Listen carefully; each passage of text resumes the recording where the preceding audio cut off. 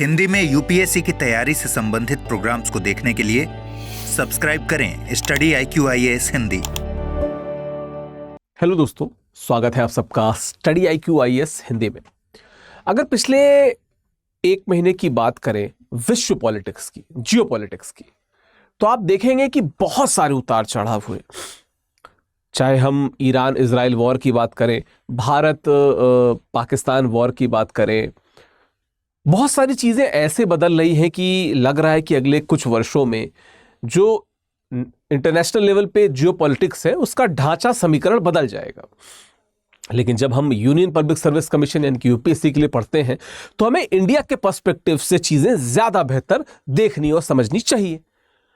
अभी हाल में क्या हुआ कि जून में ही चाइना के कुनमिंग में एक शिखर सम्मेलन हुआ, बेसिकली एक मीटिंग हुई जहां पे चाइना ने पाकिस्तान और बांग्लादेश के साथ में, उनके जो नेता थे उनके साथ में मीटिंग की रिगार्डिंग द कोऑपरेशन। अब इसको लेके बहुत से निहितार्थ चल रहे हैं। चूंकि इसी मीटिंग में चाइना ने अफगानिस्तान को जोड़ने की भी बात की। अब अगर आप भारत के पर्सपेक्टिव से देखें और पिछले 10 या 12 वर्ष की बात करें तो आप चीजें बनते बिगड़ते देखेंगे। जैसे एक समय नेपाल हमारा बहुत अच्छा मित्र था, पर धीमे धीमे नेपाल से रिलेशन बहुत खराब हुए, चाइना का इंटरफेरेंस वहां पे जब बढ़ा। श्रीलंका हमारा बहुत सही एलाई था, लेकिन सिंघल तमिल विवाद को लेके बहुत बार चीजें ऊपर नीचे हुई। लेकिन फिर चाइना का हैवी इन्वेस्टमेंट हुआ, फिर श्रीलंका ने डाउनफॉल देखा, उसके बाद से पुनः भारत उसके साथ में आया। और इस समय अगर श्रीलंका की बात करें तो भारत और श्रीलंका के संबंध अच्छे। अफगानिस्तान की बात करें तो अफगानिस्तान जब वापस से वहां पे लोकतांत्रिक सरकार आई तो भारत ने बहुत सपोर्ट किया, हामिद कारजाई को आप सब जानते हैं। लेकिन फिर वहां पे जब तालिबान शासन आया तो भारत की स्थिति खराब हुई, भारत के संबंध खराब हुए। लेकिन पुनः भारत उसको बेहतर करने की जुगत में है। मालदीव के साथ में बात की जाए तो वहां पे भी ऐसा कहा जाता है कि चाइना के प्रेशर में एंटी इंडिया वहां पे कैंपेन चले। लेकिन फिर जब भारत ने थोड़ा सा लक्षद्वीप को फोकस करना शुरू किया और वहां पे जो उनके हिस्से में जो टूरिस्ट जाते थे वो कम हो गए तो पुनः वो प्रो इंडिया दिखने लगे। तो इस प्रकार के बहुत से चेंजेस इंडियन सब कॉन्टिनेंट में भारत को देखने मिले।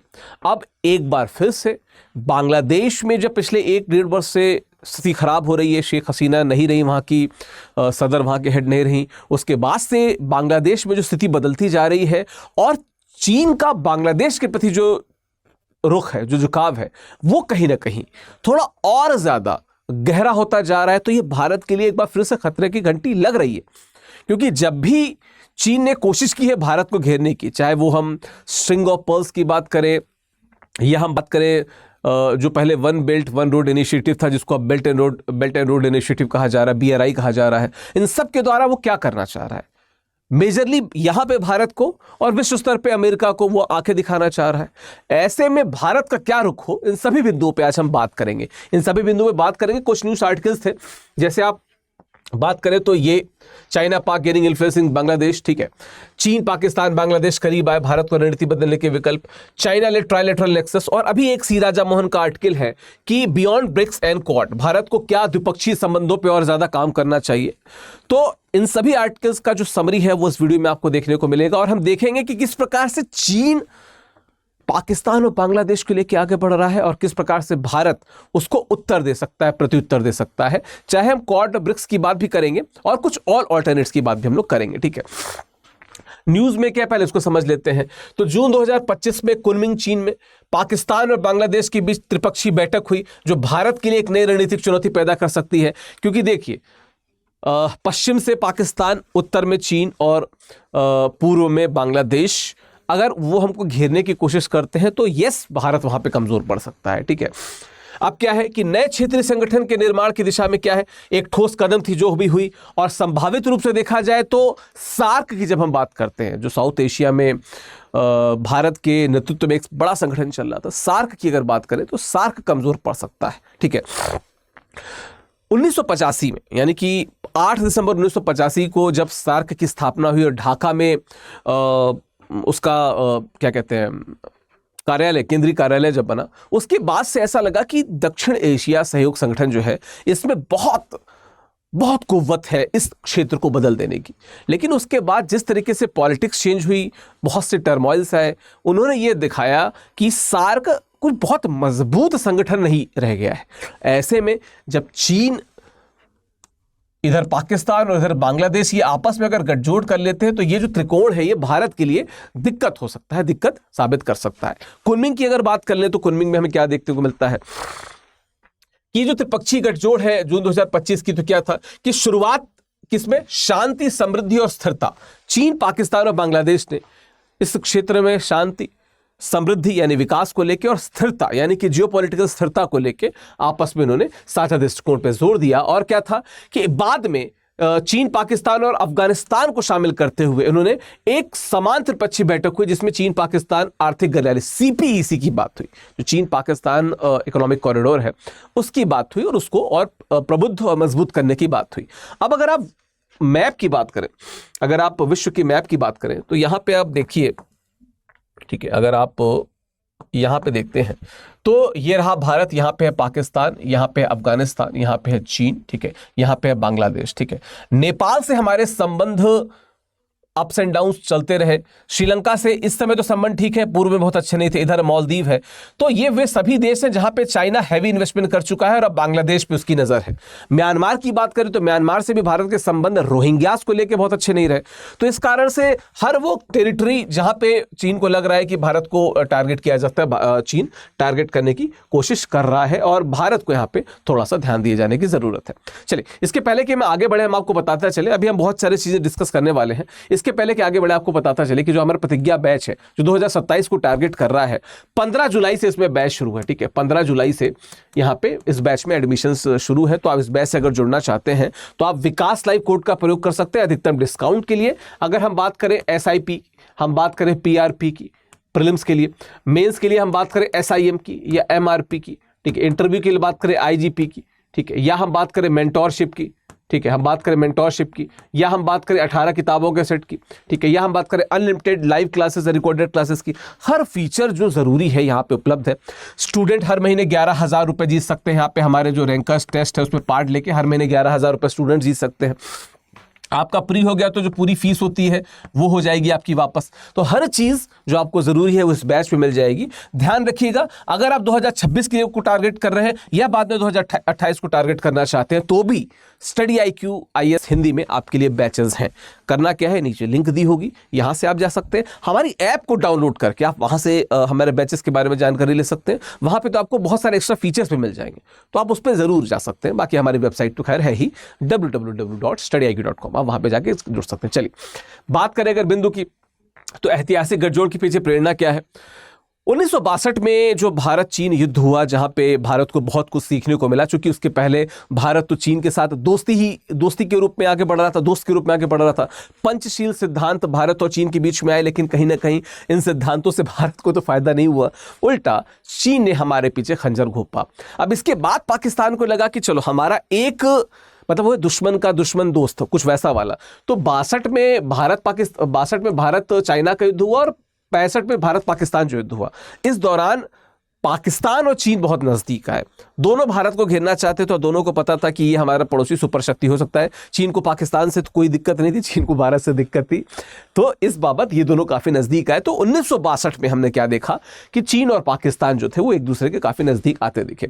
आर्थिक और स्वनिर्भरता, पाकिस्तान की अगर बात की जाए तो लगभग 29 बिलियन डॉलर की अभी भी देनदारी बची है चीन के प्रति, और जो चीन कोशिश करता है कि और जितना ज्यादा देते चले। इनफैक्ट अगर आप ऑपरेशन सिंदूर की बात करें तो ऑपरेशन सिंदूर में पाकिस्तान के पास जो अधिकतम सैन्य हथियार या जो जखीरा था वो चीन द्वारा प्रदत्त था, चीन के द्वारा ही लिए थे, और एक बड़ा देनदारी बची हुई है जो पाकिस्तान को देनी है। और इसी कारण पाकिस्तान लगा रहता है चीन के साथ में कि और उधार भरता जाए, काम हमारा चलता जाए, ठीक है। बात करें इसके अलग है कि तो बांग्लादेश का उदय और प्रारंभिक तनाव, तो 1971 में जब भारत ने बांग्लादेश को पाकिस्तान से अलग किया तो तब भी पाकिस्तान टारगेट कर ही रहा था भारत को, वो तो कभी भी खुश नहीं था। इस समय 1971 में चीन ने बांग्लादेश को एक देश के रूप में स्वीकार नहीं किया था। लेकिन जब हम बात करते हैं 1976 की, तो 1976 में चीन एक्सेप्टेंस देता है बांग्लादेश को, और यहां से चीन थोड़ा थोड़ा बांग्लादेश में अपनी पॉलिसीज के द्वारा, अपने सहयोग के द्वारा एंट्री करना शुरू कर देता है। तो यस, अगर गठजोड़ की पीछे की प्रेरणाएं देखें तो है, चीन पाकिस्तान का एक अच्छा मित्र होते हुए भी बांग्लादेश को स्वीकार्यता दे रहा है, उस बांग्लादेश को जिसको बहुत लंबे समय तक पाकिस्तान ने टीस के साथ देखा कि काश कि ये भारत द्वारा अलग न किया गया होता। ठीक है, चलिए कुछ और बिंदु की अगर बात करें तो पुरानी रणनीति चीन पाकिस्तान प्लस में, चीन ने हमेशा से पाकिस्तान के साथ किसी एक देश को बहुत ट्रीट किया, जैसे पाकिस्तान तो हमेशा ही उसका पिछलग्गू बना रहा। लेकिन अगर हम बात करें इसी मैप की, अगर हम बात करें जिस मैप को मैं यहाँ पे दिखा रहा था, इस मैप की अगर बात करें तो चाहे वो नेपाल हो, चाहे वो श्रीलंका हो, श्रीलंका में इतनी हैवी इन्वेस्टमेंट की है चीन ने। उसके बाद हम्बनटोटा में जो उनका, जैसे मैं बात करता हूं कि भूटान की बात करें, भूटान को चीन ने बहुत कोशिश की हर तरीके से बाई हुक को जोड़ने की। हम्बनटोटा में हैवी इन्वेस्टमेंट किया चीन ने, उसका रिपरकशन भी श्रीलंका को देखने को मिला, जो अभी श्रीलंका की हालात थी, बहुत बड़ा कारण उसके पीछे चीन है। खैर भारत उसके बाद अच्छा रहा। तो हर वो देश जो थोड़ा भी लगता था चीन को कि थोड़ा सा हम भारत को टारगेट कर सकते हैं, चीन ने उसको हमेशा से अपने साथ जुड़ने का प्रयास किया। तो China plus Pakistan plus one, ये नीति उनकी हमेशा से रही थी। अफगानिस्तान पे भी कई बार नजरें तरी रही, लेकिन जब तक हामिद कारजाई वहां पे राष्ट्रपति थे, वो हमेशा से, या अन्य जो वहां पे सदर हुए जो मुख्य आगे बढ़े, वो प्रो इंडिया थे, क्योंकि उनको पता था कि भारत से उनको बहुत ज्यादा, अफगानिस्तान को भारत से बहुत ज्यादा सहयोग मिलेगा, और वो सहयोग मिलता रहा। लेकिन जब से वहां पे तालिबान की रिजीम आई, तब से यहाँ पे चीजें थोड़ी सी नकारात्मक रूप से आगे बढ़ी। चलिए वापस आ जाते हैं यहाँ पे। तो ऐतिहासिक जड़ें क्या है? पाकिस्तान प्लस वन की हमेशा से चीन ने पाकिस्तान के साथ किसी एक देश को टारगेट किया, हम सब ने देखा। ठीक है, वर्तमान अभिव्यक्ति अगर देखा जाए तो जैसे हम बात करते हैं, जैसे हम बात करें बिम्स्टेक की, ठीक है, बिम्स्टेक की अगर बात करें तो बिम्स्टेक की अगर हम बात करें, ठीक है, बिम्स्टेक की अगर बात करें तो शुरुआत में ये बिस्टेक था, BISTEC। ठीक है, BISTEC का मतलब क्या है?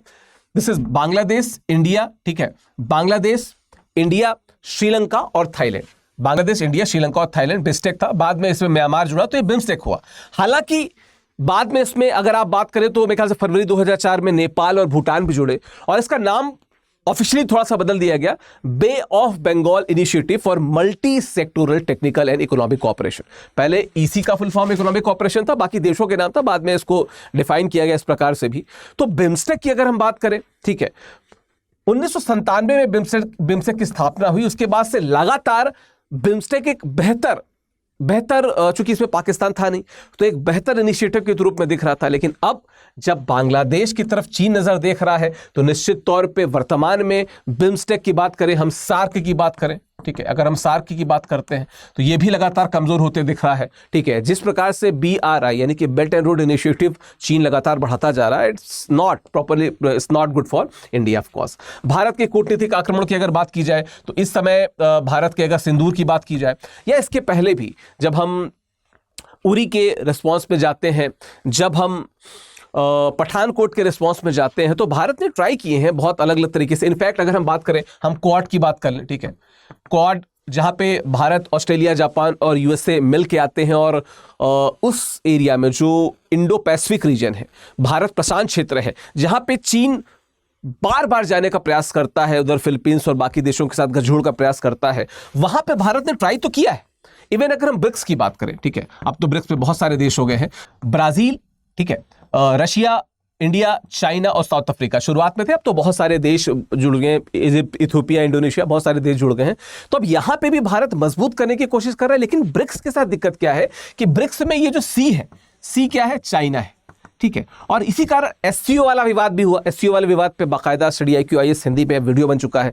तो यस, भारत कूटनीतिक रूप से प्रयास तो कर रहा है, पर अब जो नरेंद्र मोदी जी कर रहे हैं, वो विभिन्न देशों के जो द्विपक्षीय यात्रा पे जा रहे हैं, जैसे इक्वाडोर पे हो गए, साइप्रस पे गए, साइप्रस की जगह गए, तो साइप्रस पे मैंने वीडियो भी बनाया हुआ है।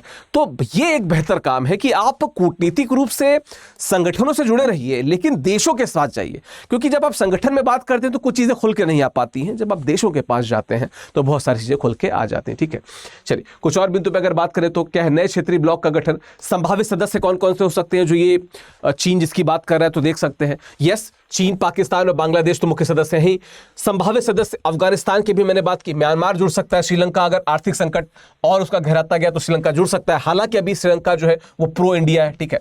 अगर हम बात करें दबाव में तो नेपाल, मालदीव भी आ सकते हैं, क्योंकि मालदीव में चीन ने ऋण का ऐसा जाल फैला रखा है कि शुरुआत में जो भारत ने विरोध झेला मालदीव में, वो विरोध बहुत लंबा ना जाता, ठीक है, लेकिन चूंकि चीन का दबाव था तो विरोध लंबा गया। हालांकि अब तो कम हो चुका है। संगठन की संभावित संरचना क्या होगी, आर्थिक आयाम क्या हो सकते हैं। चीनी निवेश, बहुत ज्यादा चीन निवेश करता है। जो छोटे छोटे देश होते हैं ना, उनको पकड़ के चीन ने बहुत बार निवेश किया है और फिर उनको अपने दबाव में ले लिया है, ठीक है। व्यापारिक सुविधाओं की बात की जा सकती है, डिजिटल कनेक्टिविटी की बात हो सकती है। अब संरचना विकल्प विकास भी बहुत ज्यादा होगा, जैसे CPEC, China Pakistan economic corridor, ठीक है, उसकी बात होगी। जो पहले जिसको एक सिल्क रूट बहुत प्रसिद्ध थी, उसके बाद न्यू सिल्क रूट, यानी कि जो one belt one road initiative था, यानी कि जो बेल्ट एंड रोड इनिशिएटिव है, उस पे कहीं ना कहीं चाइना अपना जोर दे सकता है। बांग्लादेश में चीनी परियोजनाओं पे बात कर सकता है, ठीक है, और पोर्ट और रेलवे कनेक्टिविटी की बात कर सकता है। क्योंकि जब हम इस मैप की बात करते हैं, ठीक है, जब हम इसकी मैप को देखते हैं तो देखो पाकिस्तान की बात कर लें, श्रीलंका की बात कर लें, यहां पे ऑलरेडी पोर्ट लेवल पे चीन बहुत मजबूत है। बांग्लादेश में भी उसको अगर मिल जाए तो बहुत अच्छे से स्ट्रिंग ऑफ पर्ल्स का एकदम जो मास्टरपीस है वो बना देगा, पूरी तरीके से भारत को घेर सकता है। तो कहीं ना कहीं इस प्रकार की संरचना यहाँ पे देखने को मिल सकती है, ठीक है। बात करें अगर BRI के तहत निवेश को देखा जाए तो CPEC में लगभग $62 बिलियन का निवेश किया गया है, ठीक है। बांग्लादेश में लगभग 25 प्लस बिलियन डॉलर का निवेश चाइना कर रहा है CPEC के तहत, BRI के तहत। और श्रीलंका में बंदरगाह और अवसंरचना परियोजनाएं भी उसने इसी के तहत बनाई। अब श्रीलंका में हम्बनटोटा में जो बंदरगाह बना, तो उसके बाद जो चीजें हुई वो हम सब ने देखी। क्या बांग्लादेश में वैसा हो सकता है, भगवान जाने, पर निश्चित तौर पे भारत उस स्थिति तक जाने नहीं दे सकता। भारत को शुरुआत में ही कुछ तो इस प्रकार से करना होगा कि बांग्लादेश से रिश्ते एकदम से कट ऑफ ना हो। इसका कारण एक इफेक्टिव बिंदु एक ये दिखता है कि भारत इस समय जो बांग्लादेश की स्थिति है उसके बाद से चाहता तो तीस्ता को लेके कुछ डिसाइसिव हो सकता था, पर भारत अभी नहीं है। इसका मतलब कहीं ना कहीं भारत ने भी रास्ते खुले रखे हैं, ठीक है। चलिए, भारत के लिए निहितार्थ क्या है, 2 मोर्चे पे सामरिक दबाव, पश्चिम से तो था ही, उत्तर से तो था ही, अब ये तीसरा मोर्चा जो है जो बांग्लादेश का है, उधर से भी भारत पे सामरिक दबाव हो सकता है, ठीक है। दक्षिण से कई बार कोशिश की श्रीलंका के द्वारा, मालदीव के द्वारा, वो उतना प्रभावी नहीं हो सका, ठीक है। घेरने की चिंता क्या है, अभी मैंने बताया स्ट्रिंग ऑफ पर्ल्स की बात की कि अगर देखा जाए तो इधर पाकिस्तान, इधर चीन, ठीक है, इधर नेपाल था ही, इधर बांग्लादेश आ गया, ठीक है, इधर श्रीलंका है और यहाँ पे मालदीव है। हर तरीके से भारत को घेरने का प्रयास यहाँ पे किया जा रहा है। सिलीगुड़ी कॉरिडोर, जिसको चिकन नेक कॉरिडोर भी कहते हैं, अगर हम फिर से भारत का आपको मैप दिखाऊं मैं यहाँ पे, तो इस कॉरिडोर की मैं बात कर रहा हूं। ये जो कॉरिडोर है ये भारत के लिए बहुत इंपॉर्टेंट है। ये जो 7 सिस्टर्स से 7 देश हैं, और मैं आपको बताता चलूं, बहुत से बच्चे कंफ्यूज हो जाते हैं। सिक्किम फिलहाल इन 7 सिस्टर्स में नहीं, फिलहाल के मतलब था ही नहीं कभी, सिक्किम बीच का एक राज्य है। और ये जो चिकन नेक सिलीगुड़ी कॉरिडोर है, जैसे अगर आप नॉर्थ इंडिया से जाते हैं तो सिलीगुड़ी जो रेलवे स्टेशन उधर से होते हुए आप लोग आते हो, तो सिलीगुड़ी चिकन नेक कॉरिडोर कई बार निगाह रही चीन की या पाकिस्तान ने भी, जब 1965 की बात मैं बता रहा हूं, जब अभी 71 में अलग नहीं होता, 65 में चाइना के दबाव में कई बार पाकिस्तान ने कोशिश की कि इस सिलीगुड़ी कॉरिडोर को ब्रेक किया जाए। बाद में बांग्लादेश जब अलग हो गया तो बांग्लादेश का कोई बहुत इंटरेस्ट था नहीं, हालांकि बांग्लादेश से यहां पे इन्फिल्ट्रेशन बहुत ज्यादा बढ़ रहा था। लेकिन अगर मैं आपको बताता चलूं, अब जब बांग्लादेश थोड़ा सा चीन के प्रभुत्व में आता दिख रहा है, तो हो सकता है कि इस सिलीगुड़ी कॉरिडोर यानी कि चिकन नेक पे थोड़ा सा वो तिरछी निगाहें रख सकता है, ठीक है, थोड़ा सा तिरछी निगाहें वहां पे रख सकता है। तो इसके लिए भारत को कहीं ना कहीं ध्यान देना होगा। परिचालन की चुनौतियां, हाँ, अभी हमने जूट के क्या कहते हैं, इंपोर्ट एक्सपोर्ट को लेके भारत की गतिविधियों को देखा, तो यस, उस बंगाल की खाड़ी से होते हुए बहुत से व्यापार जो है, भारत बांग्लादेश के जो रिश्ते जिस प्रकार से सुधारात्मक तरीके से आगे बढ़ रहे थे, उन पे यस असर पड़ेगा, लेकिन कहीं ना कहीं भारत को इसका ऑल्टरनेट खोजना पड़ेगा, ठीक है, भारत को ऑल्टरनेट खोजना पड़ेगा। हिंद प्रशांत क्षेत्र के लिए क्या है, समुद्री पुनर्गठन। अब आप फिर से इस मैप को देखिए, तो अगर आप इसको थोड़ा एक्सटेंड अगर करेंगे यहाँ पे, तो यहाँ पे इधर साइड में आप जहाँ पे, मतलब आप अगर इसको 2D में देखें तो इधर US दिखता है, जबकि गोल में देखें तो US इधर ही कहीं पे। ये जो इंडो पैसिफिक या हिंद प्रशांत क्षेत्र है, यहां पे चीन बहुत दबदबा बनाने की कोशिश करता है। यहां पे USA, ऑस्ट्रेलिया और जापान के साथ भारत को थोड़ा सा इसको टारगेट करने का प्रयास करना पड़ेगा ताकि चीजें ना हो। और यहां पे एक और पुनर्गठन देखने को मिलेगा, अगर बांग्लादेश जो है वो फिर से एक बार जुड़ जाता है, तो ये जो ये जो एरिया है, ये वाला जो एरिया है, यहां पे भी भारत कमजोर पड़ सकता है, तो समुद्री पुनर्गठन पे भारत को थोड़ा सा ध्यान देखना होगा। हिंद प्रशांत क्षेत्र पे इसका असर पड़ सकता है। क्षेत्रीय समूह को कमजोर करना, हाँ मैं वही कह रहा था जब मैंने बिम्स्टेक की बात की, ठीक है, जब मैंने बिम्स्टेक की बात की या सार्क की बात की, इन समूहों को निश्चित तौर पे कमजोर करना चाहेगा कौन? चाइना, ठीक है, निश्चित तौर पे करना चाहेगा। क्वाड और आसियान प्रतिक्रिया, क्वाड निश्चित तौर पे एंटी चाइना रहा तो वो तो भारत के समर्थन में रहेगा। आसियान देशों से भारत को पिछले कुछ वर्षों में बहुत समर्थन मिला, तो भारत को इन दो, अपार्ट फ्रॉम ब्रिक्स, क्योंकि ब्रिक्स में चाइना है, आसियान और क्वाड जहां पे चाइना एक देश के तौर पे नहीं है, वहां पे भारत को थोड़ा सा निश्चित तौर पे थोड़ा सा मजबूती करनी पड़ेगी। आर्थिक लाभ, हाँ चीन के लिए तो बहुत सारे आर्थिक लाभ हैं, बांग्लादेश से उसके सहायता मिल जाएगी तो उसके व्यापार को सुगमता मिलेगी, लेकिन भारत के आर्थिक लाभों पे दिक्कत आ सकती है। हम इस पे थोड़ा बात करेंगे कि भारत को और कहां देखना चाहिए। उससे पहले मैं बताता चलूं कि भारत की रणनीतिक पहुंच की बात करें तो मालदीव के साथ क्या था, एंटी इंडिया कैंपेन चला, वहां पे वो डाउन हो गया, विरोधी रुख के बावजूद आर्थिक रूप से भारत के करीब आ गया है। नेपाल की बात की जाए तो चीन के साथ BRI यानी कि बेल्ट एंड रोड इनिशिएटिव में, उसमें वित्त पोषण संबंधी चिंताओं के कारण रुकी हुई है, क्योंकि नेपाल को खुद डर है कि हम ऑलरेडी इंटरनली टर्मोइल में चल रहे हैं, वहां की राजव्यवस्था, उसके बाद वहां पे सरकार आई, वहां पे दिक्कतें चल रही हैं, कल को अगर श्रीलंका की तरह हमारी हाल हो गई तो क्या हो जाएगा, तो वहां पे रुका हुआ है। श्रीलंका के बाद बताया कि विगत कुछ वर्षों में भारत और श्रीलंका के रिश्ते अच्छे हुए हैं, क्योंकि भारत ने सपोर्ट किया श्रीलंका को जो टर्मोइल था उसके बाद से, ठीक है। बांग्लादेश के साथ संबंधों में खटास के बावजूद भारत ने क्षेत्रीय ऊर्जा पहल में बाधा नहीं डाली है। उसके अलावा तीस्ता को लेकर भी भारत अभी नकारात्मक नहीं है, ठीक है, क्योंकि ऐसा लग रहा था कि अब जबकि पश्चिम बंगाल लगातार आवाज मुखर कर रहा था, उस समय हमारे बांग्लादेश के साथ रिश्ते अच्छे थे, अब तो रिश्ते उतने अच्छे हैं नहीं, लेकिन फिर भी भारत तीस्ता को लेकर कुछ अग्रेसिव मूड में नहीं है। चलिए एक और बात कर ले, भारत की संभावित प्रतिक्रिया क्या हो सकती है? क्वाड का सुदृढ़ीकरण, जो मैंने बताया, अमेरिका, जापान और ऑस्ट्रेलिया के साथ मजबूत साझेदारी, और ब्रिक्स में सक्रियता, ठीक है। चीन के प्रभाव को संतुलित करने के लिए ब्रिक्स और कि जो अन्य देश हैं वहां पे बात करें, 1 to 1 बात करें और द्विपक्षीय स्तर पे संबंधों को मजबूत करें। नेपाल, श्रीलंका और बांग्लादेश, भूटान, अन्य देशों को, जो बच गए हैं इंडियन सब कॉन्टिनेंट में देश, जो अभी चीन थोड़ा सा उनसे दूर है, उनके पास जाए और इस बात को प्रबुद्धता से रखे कि हम एक संगठन के रूप में मजबूत हों, ताकि बैलेंस बना रहे। कोई एक देश बहुत मजबूत हो जाएगा तो आपके संसाधनों का भी मिसयूज वहां पे हो सकता है। चलिए अब थोड़ा सा विस्तार से कुछ चीजों को देखेंगे कि संभावित दृष्टिकोण क्या होना चाहिए, सामरिक और सैन्य स्थिति क्या, घेराबंदी को रोकने के लिए पूर्वोत्तर में विशेष रूप से जो सिलीगुड़ी वाला है, जो चिकन नेक है, वहां पे भारत को ध्यान देना होगा, अवसंरचना को मजबूत करना होगा। बांग्लादेश में जो चीनी प्रभाव का मुकाबला करने के लिए बंगाल की खाड़ी में समुद्री निगरानी को बढ़ाना होगा, जो नीचे का पार्ट मैंने बताया था, वहां पे भारत को मजबूत होना होगा। उड़ीसा और उधर के जो कोस्ट है वहां पे और ज्यादा समुद्री निगरानी बढ़ानी होगी। रक्षा क्षमताओं का आधुनिकीकरण करना तथा क्वाड जैसे सहयोगियों के साथ संयुक्त सैन्य अभ्यास, जैसे मैंने बताया कि अभी हाल में पाकिस्तान, बांग्लादेश और चीन के संयुक्त सैन्याभ्यास हुए थे, भारत को उसका प्रत्युत्तर करना होगा क्वाड के साथ में, ताकि लगे कि एक डिटरेंस तो क्रिएट हो रहा है, ठीक है। राजनयिक जुड़ाव की बात की जाए तो उच्च स्तरीय यात्राओं द्वारा, आर्थिक प्रोत्साहनों द्वारा, लोगों के बीच संबंधों को मजबूत करके भारत को बांग्लादेश के साथ और विश्वास कायम करना चाहिए। जो रिश्ता पुराना था वो कमजोर ना हो, ठीक है। शेख मुजीबुर रहमान के साथ के जो रिश्ता था वो कमजोर ना हो। पाकिस्तान के प्रभाव को सीमित करने के लिए, चीनी प्रभाव का मुकाबला करने के लिए अफगानिस्तान के साथ संबंधों को मजबूत करना, ठीक है तालिबान है, लेकिन हम थोड़ा सा और बेहतर प्रयास कर सकते हैं, ठीक है। कूटनीतिक रूप से रेड लाइंस को लागू करें तथा यह स्पष्ट करें कि उकसावे की आर्थिक और रणनीतिक परिणाम क्या थी, ठीक है। उकसावे की रणनीति से देश को बचाने का प्रयास करें। श्रीलंका के साथ बुरा हो चुका है, नेपाल के साथ बुरा होते होते बचा है, बांग्लादेश के साथ ना हो, इस बात को आप सुनिश्चित तरीके से कीजिए। आर्थिक लाभ क्या है? भारत, बांग्लादेश, नेपाल ऊर्जा गलियारे जैसी जो क्षेत्रीय व्यापार और संपर्क परियोजनाओं का विस्तार करिए।